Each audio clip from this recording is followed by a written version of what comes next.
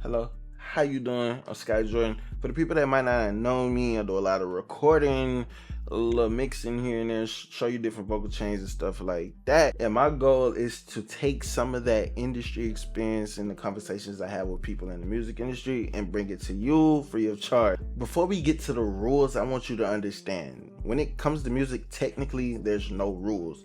But a lot of people look for music to be objective, and music is not an objective thing. Music is very subjective. Rule number 5, only do what the song needs. A lot of people overdo it. They want to show off. They want to do too much. When you're recording a song, your job is to give the song what it needs.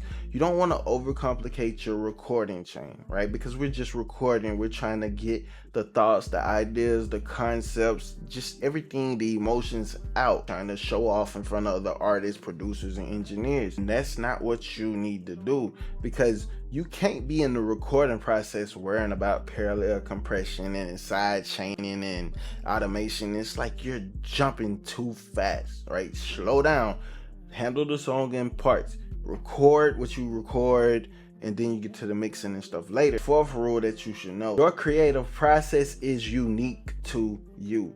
Like, your process is your process, right? My process is going to be different from a lot of people, right? Some people need to be in that creative mode to create. I can create whenever. It don't even matter. Wherever, anywhere. Like, I can create. I don't need the temperature to be a certain way. I don't need all the extra stuff. Like, you can give me Apple headphones and an iPhone and I can create. Don't matter. Whatever it is that works for you, I need you to do that. You treat going to the studio like it's a job, like if it's a workout or something like that that you enjoy, because it's like when you're in the booth, man, you're in the booth. When you're creating, and that's unique to you. Stop worrying about what Juice WRLD used to do, or what Yeet does in the studio, or what Tory does in the studio, Drake, Kendrick. Focus on you. Your process is not going to be liked by a lot of different people. So if you live stream your process on TikTok, Instagram, YouTube, Twitch, you're going to get hate, because creators for some reason love to be like, my way is the way, and people, they don't do it the way I do it, it's wrong. And it's like, bro, no. It's like, your process is unique. It's yours, right? You could take from other people's processes and still put it in your workflow, and it's still going to be unique to you and only you. The third rule is probably the most important rule, but copying the settings, having the same settings, preset, template, microphone, interface, doesn't equal the same outcomes, right? Just because you can make the music sound good, use the same settings, that doesn't mean you're gonna get hundreds of thousands of fans. That doesn't guarantee 1,000 streams, 10,000 streams, just because you have the settings as somebody else, or use the template as somebody else, or the microphone as somebody else.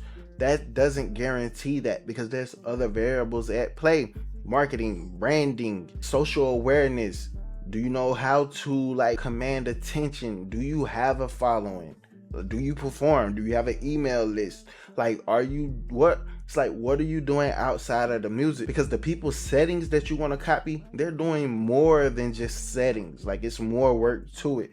So remember that and abide by that, because the same settings don't equal the same outcome. If you made it to this point in the video, could you please comment your artist name? Number 2, the gear is the gear. Whatever you have, make it work to the best of your ability.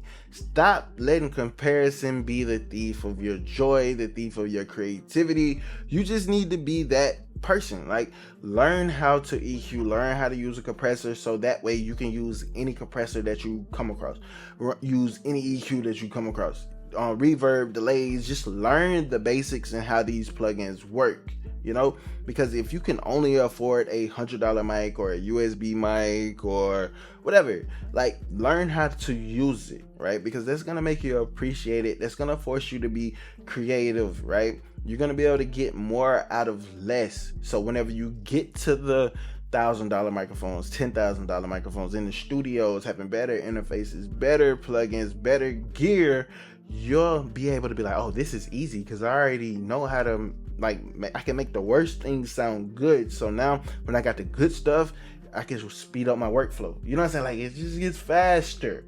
But, you know, the gear is the gear. Whatever you have access to, make it work. I don't record in a treated room. I don't have analog gear. All I have is an Apollo Twin. That's it. The same Apollo Twin from like 6 years ago. The plastic's still on it. The same cables.